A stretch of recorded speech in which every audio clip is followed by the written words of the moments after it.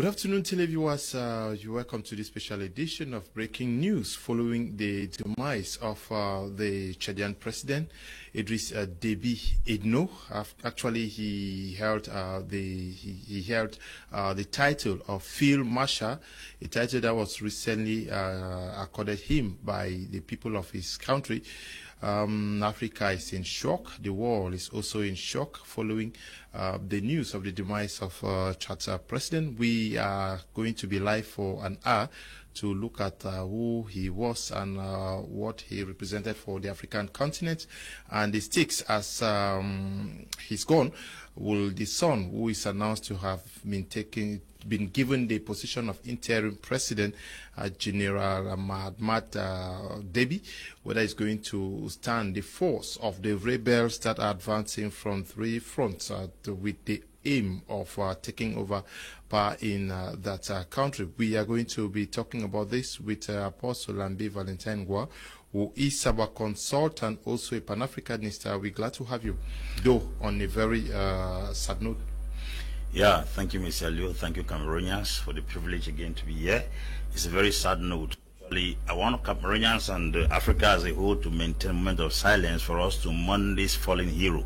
A great field marshal in the continent Africa has fallen. It's actually a painful exit to most of us who knew him as a very good warrior as far as the Boko Haram insurgency is concerned. So let's maintain a moment of silence in order to respect this great African. Okay, yes, Mr. Leo, back to business. Yes, it's announced to have died at the war front, to say that he was a warrior, like you said. Yes. A soldier was ready to defend his nation at all times. Yes, you know, Idriss Déby is one of the African presidents that is known for war, as far as not just being chief of the armed force in his country. By occupying that position, he actually is a military general first and foremost. Unlike most African leaders who occupy the office of chief of the armed force, who don't know anything about warfare, Idriss Déby came to Chad when practically the nation was at war. It was a moment of serious war in the season of Hissène Habré. You know, if you trace the history of Chad far back to 1960, you will realize that Chad has been a country of constant fighting, coup d'etats and assassination and displacement and deposing of leaders in the country. Like their first president in 1960 was Toumba Mbaye. Toumba Mbaye ruled from 1960 to 1975. And in 1975, he was assassinated. And from there, Joel Milario Odinga took power just for 2 days. From 1975, 13th of April to 15th of April. And then from there, he left seat. Then the next person that came up to power was this guy, Felix Malum. Felix Malum came to power, ruled also for 127 days. He left power. Then Gokunu Wede also came, took power, ruled for 37 days. And then the person that actually came and sat on the seat for some time is Gokunu Wede, because he ruled, when he left, he came back and then ruled from 1975 to 1982. Now 1982, the power now was shifted to Chua Mahamat, who ruled for some few days also and then got out of power. Then Hissène Habré came from 1982 and then took it to 1990. From 1990, Hissène Habré also, during the war, the Chadi fight, he was kicked out of power, and then Idriss Déby came. Idriss Déby has been the only president that has ruled Chad for a very long time, for 30 years now, going to 31 years. And he has fought so many wars for Chad, especially confronting the Boko Haram. The Boko Haram has been a serious threat to the Chad basin. As a matter of fact, the G5 Sahel area, the Boko Haram has been a serious threat there, and he has been the person that has been an antidote to the Boko Haram. So his demise is actually a great loss, not just to the Chadians, but to the G5 Sahel area in the north of Africa. Yep. Is it also announcing very difficult days ahead, especially given the menace that is posed by Boko Haram? Also given the fact that the Chadians, they have a mastery on desert warfare. Yes, it's really a serious challenge, because you see, Chad is now confronted on two fronts. The person that was trying to wear down the advancement of the Boko Haram has been taken out of the scene. Now we have the Chadian rebels themselves who are fighting against the government in question, and then we have Boko Haram fighting against the government. So Chad's government is facing challenges on two different fronts.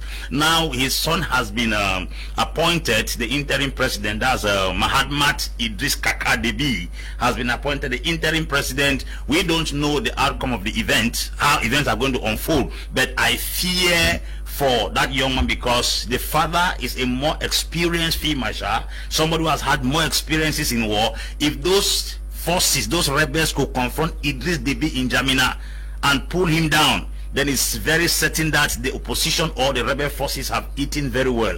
And I think they are properly prepared for nothing concerning Idris Deby to be registered anymore in the memory of the Chadians. Okay, now, we also understand that it is confusing and knowing fully whether he just won an elections and is taken down by rebel fighters. How do you take down a president who just won elections? As a matter of fact, quite ironic.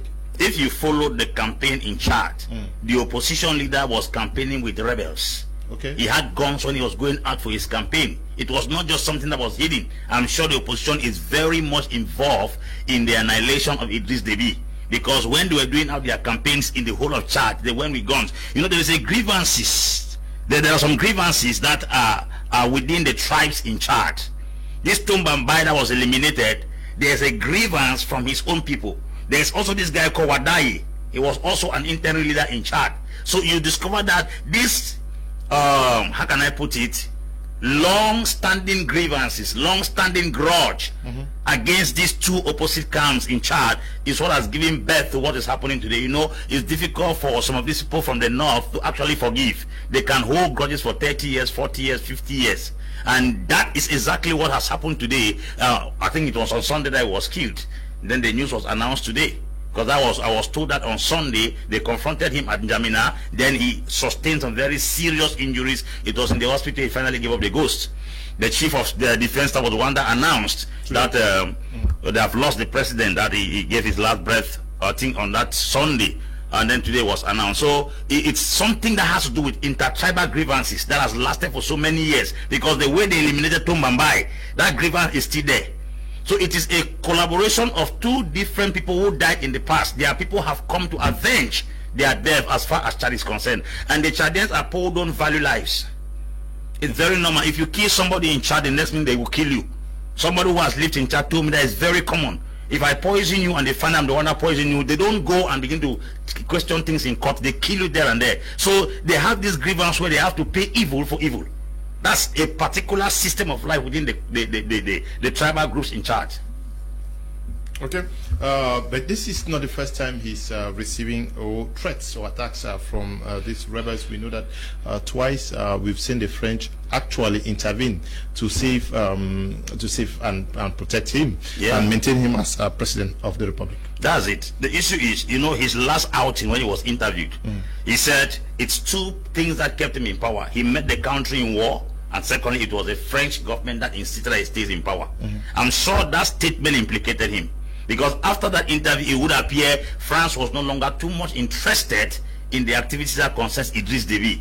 There was a time he confronted Boko Haram also and dealt with them severely, and he was warned by the French not to attack Boko Haram anymore, because you know this Boko Haram is a fabricated stuff by the French government to carry out their influence in Africa. So if Idris Deby is fighting against Boko Haram in the G5 Sahel area that consists of Burkina Faso, Mali, Niger, Mauritania and Chad, those are the G5. Now the security situation there is very porous, even though there's a G5 Sahel police. Now Idris Deby alone was the only person that had such capacity to confront Boko Haram, and he dealt with them. There was a recent account, they call it Operation Desert Storm, that he went out. He seized almost about 10,000 guns from Boko Haram and dealt with them. There was another time that he invaded a village with an helicopter and wiped out every soul in that place. So that's why you see I appreciate him, because he is first and foremost a warrior, not just occupying the seat of the chief of armed force in the country as other presidents do. He is a warrior at the war front. Okay. So it's a great loss to Africa and a great loss to the north. Yes, but the fact that he just won an election, it's a big disappointment for his people. You know, the election ratio is 79. Me, I've not seen those kind of results in Africa. Yeah, it means just like the Nelson Songosu who won the election recently in Congo, like the former president of Burkina Faso who just won. Yeah. You see, that's exactly what I'm talking. Sassou Nguesso just won 88 point something. He won 79 point something. So the people were not even interested in the elections, because if you realize critically, the opposition leader was not even coming through electoral process to take over power. I am sure he is smart, because these attacks were coming where elections were going on. So it was confronted on both sides. Either we win the election or we eliminate you. And since he knows that he's a master of the art of war, he actually came out to confront, because under normal circumstances, the last person that's supposed to go out for war is the president. That I'm sure the experience he has had in the past gave him the confidence that if he comes at this time around, he will stop these guys. It is said, like as a rumor, that Idris Deby has some magical power when it comes to war. And whenever he goes out, he is very confident he's going to win. I'm wondering where those powers went to this time around when he went to confront his own people. Because it is a matter of fact, I said that it is the what is killing the bean seeds within the bean seed. The people know him. They know his strength, they know his weakness, they have had a mastery of him. So it's only his own people that could kill him. So you are raising the possibility of an inside job here. Yes, there must be an insider. Nobody could practically just annihilate Idris Deby that I know, because the last president we expected to be defeated in a warfare in Africa should have been Idris Deby Itno. That's the last person, because he has records of victories of different kinds of war he has confronted, both within the circle of Chad and outside Chad. Now, for us to come one morning and then we are told that Idris Deby sustained injuries at the war front, it must have been an insider within his own cycle. Like I said, it's only Africans that kill Africans. It must be an insider within his own circle, because the kind of audacity and boldness with which his opposition rival in that country was going about his campaigns, they were boasting. I'm talking about videos I saw of them carrying guns, shooting in the air. That kind of campaign is very questionable. How do you go from a campaign to a campaign and then you are shooting guns everywhere? Then the people are excited around you. And you saw when they killed him, the rebels were running with their vehicles all over, getting very excited, because why? They know that the main person that has been a hindrance to their adventure in Chad has been eliminated. And for his son to have been announced immediately as the interim president, I think that's more of a risk than wisdom put in place. Okay, than wisdom put in place. But now, if there is a possibility for an internal job, given his experience of victories at the battlefield, we saw him in Mali, we've seen him in Central African Republic, though he had to withdraw after he received criticisms. But can we also justify the possibility for an internal job owing to his long stay in power? You are president for above 30 years. Yes, you know, I said earlier here that one of the persons that has ever ruled Chad for that long. Chad has been a country of constant deposing, assassination, depose, assassination. The person that has ruled Chad that long is Idris Deby. For 30 consecutive years, since 1990 till date, he has been president. The person that has ruled second highest is Tombambai, the father of independence. He ruled for 14 years, 342 days. And the other person that ruled for long was Hifsan Abre for 8 years. The rest, as I talk to you, is 4 years, 127 days, 2 days. Somebody ruled for 2 days. Joel Milario Odinga ruled from the 13th of April 1975 to the 15th of April, 2 days. Then this guy called Gokunu Wede. Gokunu Wede is a Libyan stroke Chadian, but the father came from Libya, the mother came from Chad. So when he came to power, that was the only president that was in power. A time came where his son Abe was fighting against Chad, and then there was an AU summit. The fact that a Libyan is ruling in Chad. Now it was after that AU summit that Hifsan Abre took over. Now Idris Deby came to power as a result of France's influence. It was the Americans that put Hifsan Abre into power. When America concentrated in the Gulf War in the 1990s, the Gulf War, that was when France had to hijack Hifsan Abre, took him and they didn't kill him. They transported him here to Mora and then put Idris Deby to power. So Idris Deby has stayed in power thanks to France's influence. But this time around, it looks like the hunter has become the haunted. That is the challenge we have. So I want to believe that France has withdrawn its security, the support and the defense they had for Deby, because Deby had become stubborn and stiff these last days. He was one of the African presidents who were agitating for the CFA to be removed within the CEMAC zone. So if you put all these connections together, you will realize that Idriss Deby has beaten the finger that used to feed him. Okay, that is they actually established him there, and he got so powerful. So powerful that he could talk back to the French. But how do you also explain the fact that you say that in Chad it's been pretty difficult to maintain power? Yes, he's been there for 30 years, yet we see find these rebel groups always agitating.